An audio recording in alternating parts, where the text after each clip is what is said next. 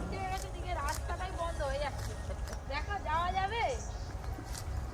বাগানে গাছপালায় পুরো একদম ভর্তি।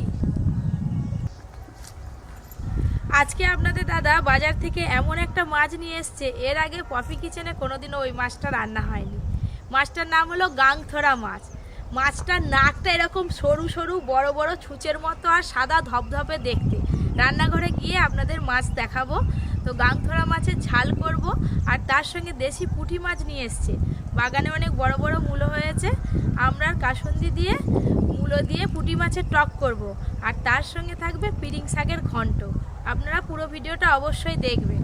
ওই মাছগুলো না খুব খেতে ভালো লাগে, আর এক কাঁটার মাছ হেভি স্বাদ নাকি।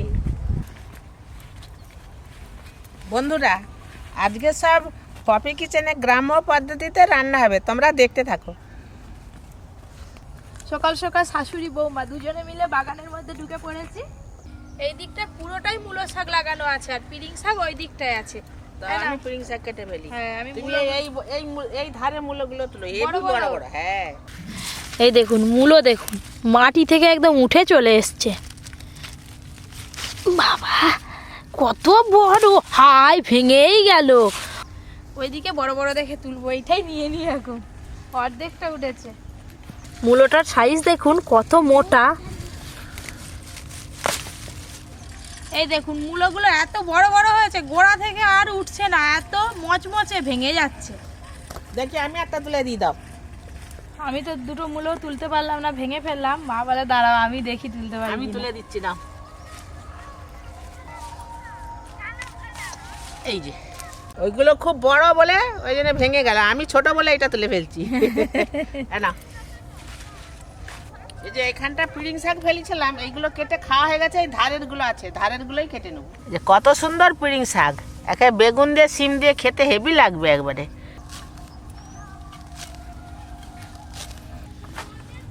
এবছর শীতের সিজনে পপি কিচেনে এই প্রথম আজকে পিরিং শাক রান্না হচ্ছে। বাড়িতে অনেকবার খাওয়া হয়েছে, কিন্তু পপি কিচেনে রান্নাঘরে রান্না হয়নি। ঘাসের মতো একদম সমান করে কাটা হয়ে যাচ্ছে, আবার এগুলো বেরিয়ে যাবে। ফ্রেশ শাক একদম। এইগুলো হলেই হয়ে যাবে, আর কাটতে হবে না। চলো পিরিং শাক আর মূলো তোলা হয়ে গেলে এবার রান্নাঘরে যাবো।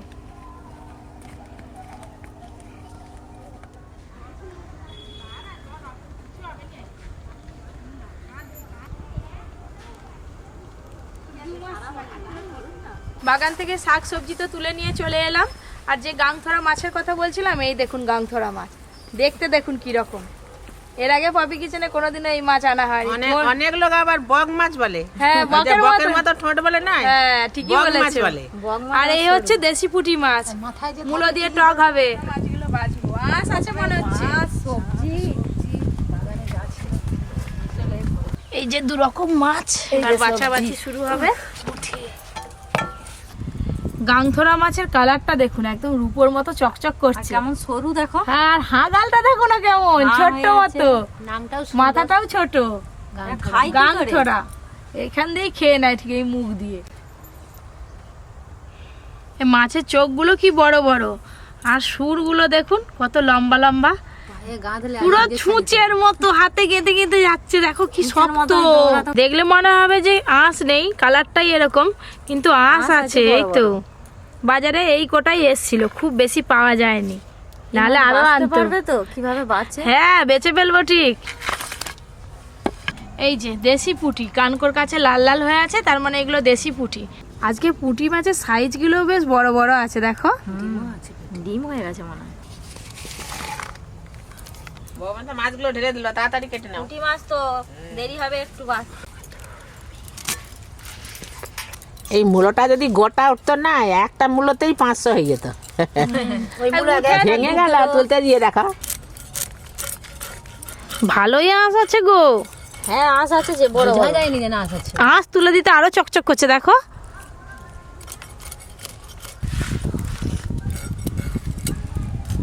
পুঁটি মাছ ভাজতে কিন্তু বেশিক্ষণ লাগবে না, দুটো হাত লেগেছে। হ্যাঁ, চটপট হয়ে যাবে। মোটা মোটা করে আলুর মতো। সুন্দর করে মাছের আঁশ ছাড়িয়ে নিয়েছি, এবার কেটে নেব। এইরকম সাইজ করে মাছগুলো কেটে নেব। কি সুন্দর দেখতে লাগছে দেখো পিসগুলো।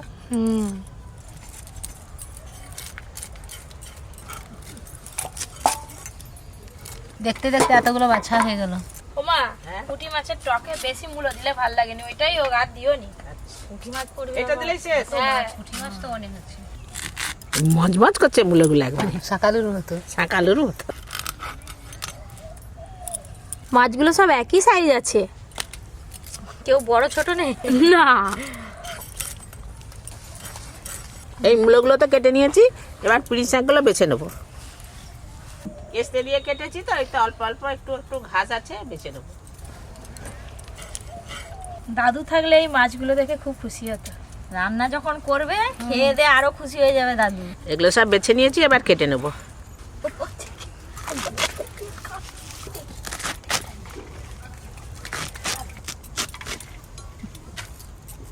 আজকে তো পপি কিচেনে পিড়িং শাকের ঘন্ট হবে। আপনারা কে কে পিড়িং শাক খেয়েছেন কমেন্ট করে জানাবেন। আজকে পপি কিচেনে রান্নাঘর একদম জমজমাটি হচ্ছে, একদম জমজমাটি হবে নি, নতুন নতুন মাছ আসছে, রান্নাঘর ভর্তি। হ্যাঁ পিড়িং শাক কেটে আমার ঘর চলে যাবে। পড়ি আছে ঘরে, পড়িকেও তো নিতে হবে। মাছের মাথাগুলো কাটার পর কেমন দেখিছে দেখো। মাথাগুলো যে রেখে দাও তো, দাদু এলে দেখাবো। আর এক পিসি আছে, কাটলে তোমার সব ওদিকে মাছ বড় কাটা মাছও যাবে। বাছা হলো, আমাদের ছোট মাছও বাছা হয়ে গেল একসঙ্গে। তোমরা তোমরা দুজন, দুজন, হ্যাঁ, আর আমি একা। দুজন হলি বা, পুঁটি মাছ বাছতে দেরি হয়নি। দুজনে তাড়াতাড়ি হবে নি। ওই মাছগুলো তো বড় বড়। আমাদের সব পুঁটি মাছ বাছা হয়ে গেল। কত হয়েছে বাছা করে?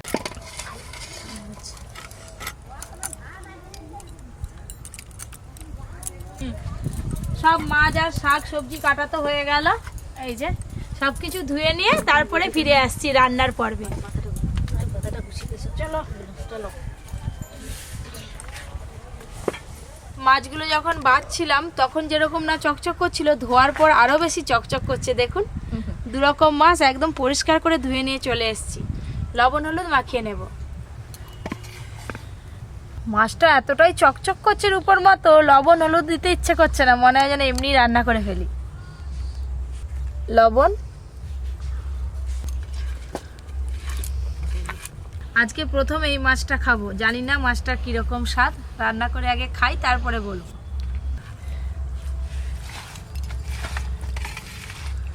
আজকে 3টে রান্নাতেই সর্ষে বাটা লাগবে, ওই জন্য 2 রকম ভাবে সর্ষে বেটে নেবো।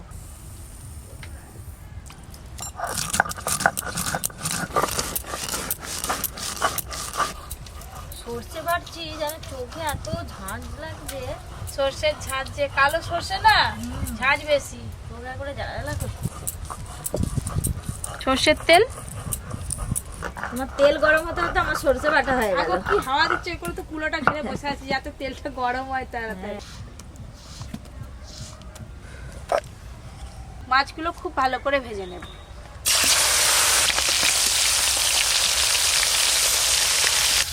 সর্ষে, পোস্ত আর শুকনো লঙ্কা একসঙ্গে বেটে নেব।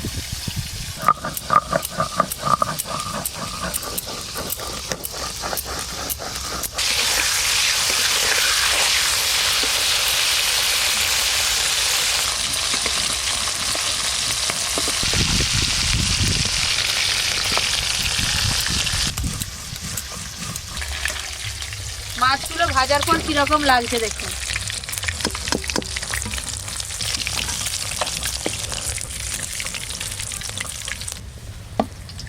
এবারেই সব মাছ ভাজা হয়ে যাবে।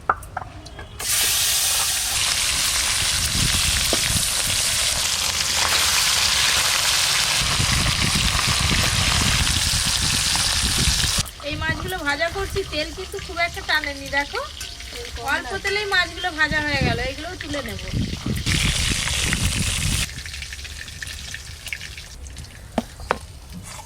পুঁটি মাছগুলোও 2বার করে ভাজতে হবে।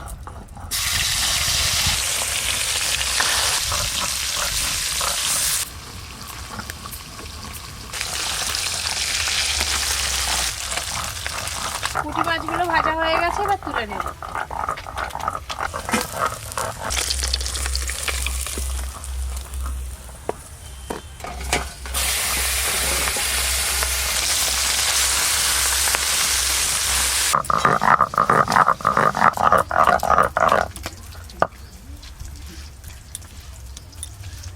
সর্ষে পোস্ত শুকনো লঙ্কা খুব ভালো করে বেটে নিয়েছি।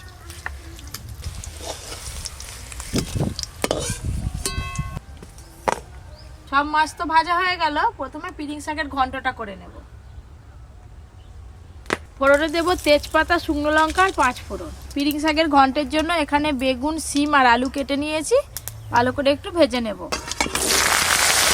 হলুদ গুঁড়ো,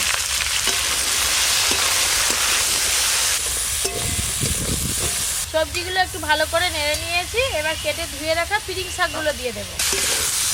সবজিগুলো ভাজা হয়ে গেছে, কেটে ধুয়ে রাখা পিরিং শাক, লবণ,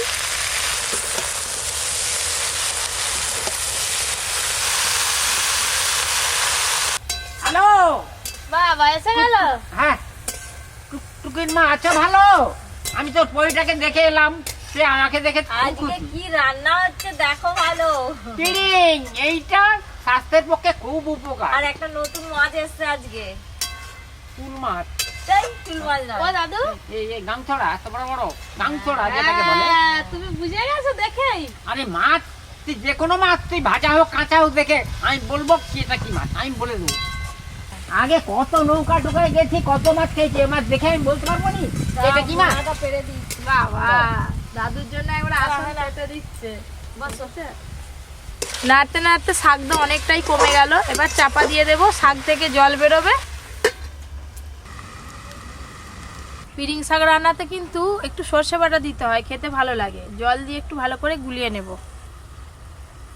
দাদুর আবার পিরিং শাকে খুব পছন্দ। জলে গুলানো সর্ষে বাটা,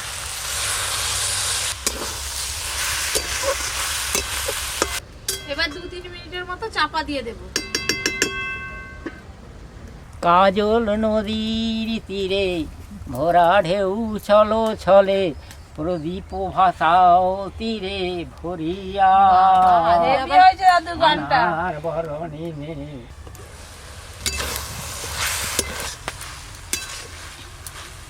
খুন্তি দিয়ে একটু আলু, বেগুন সব ভেঙে ভেঙে দেবো, এইভাবে ঘন্ট হয়ে যাবে। এবার ঢেলে নেব। মূলোটাকে নিয়ে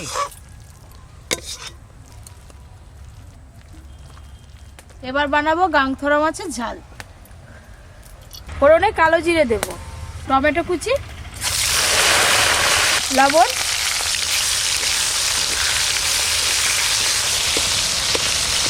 টমেটোগুলো সব গলে গেছে, বেটে রাখা মশলা দিয়ে দেবো। সর্ষে পোস্ত শুকনো লঙ্কা বাটা আছে, দিয়ে দেবো। হলুদ গুঁড়ো,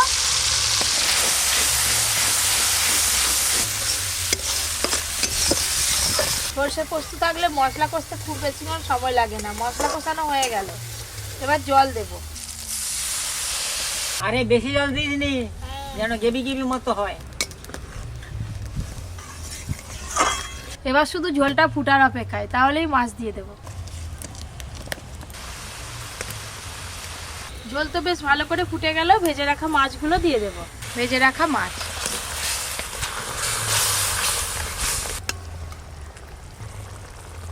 গাংথরা মাছের ঝাল তো হয়ে গেল, ঢেলে নেব।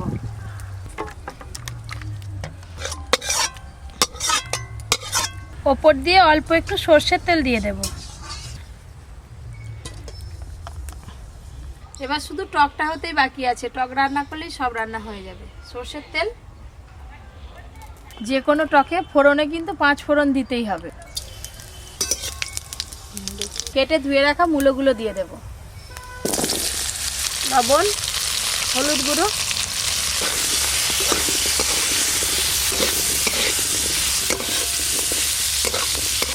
মূলোগুলো ভালো করে নেড়ে নিয়েছি, এবার কাসুন্দিগুলো জলটা দিয়ে দেবো। আজকে আমি আমড়ার কাসুন্দি নিয়েছি, আপনারা চাইলে আমের কাসুন্দি দিয়েও করতে পারেন।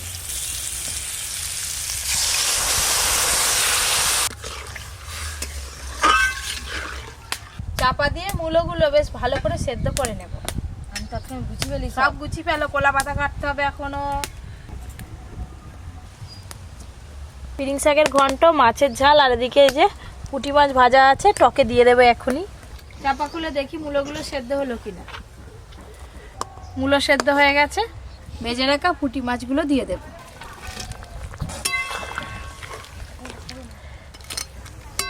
মাছগুলো এইভাবে একটু ডুবিয়ে ডুবিয়ে দেবো। সব শেষে টকেতে একটু সর্ষে বাটা দেবো, আরও ভালো লাগবে টকটা খেতে। সর্ষে বাটা আর দেবো চিনি। টকটা ফুটে গেলেই কিন্তু ঢেলে নেব। চিনি আনা তো।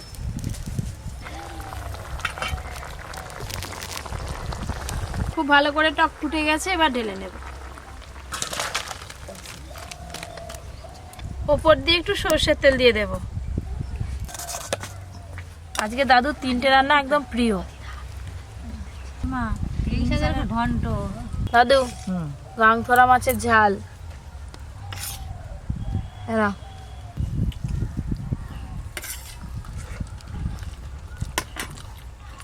তেতোটা খুব সুন্দর হয়েছে, কি মধুর খেতে। খাও। কিন্তু হওয়া খুব দরকার শরীরের পক্ষে। পিনিং শাকের ঘন্ট দিয়েই আজ ভাত খেয়ে নিলাম প্রথমে। বাবা প্রথমেই তেজপাতা ফেলাতে নেই, যত্ন করে রান্না করছি খেলাম। গ্রেভিটা একটু ভাতে মাখাই, সাথে একটু মাছ নেব।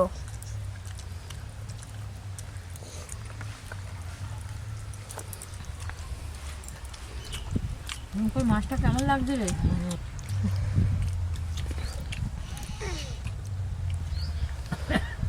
আমার তো আগে 1 পিস খাওয়া হয়ে গেছে, আবারটা করছি, আবার চেয়ে নেবো। খুব ভালো লাগছে এখনো। আজকে আবার মূলো দিয়ে টক। একবারে টাটকা তাজা মূলো বাগানে সঙ্গে সঙ্গে তুলে নিয়েছে। সবাই তো মাছটা খেয়ে বলছে খুব ভালো, আমি একবার খেয়ে দেখি, আমি এখনো খাইনি।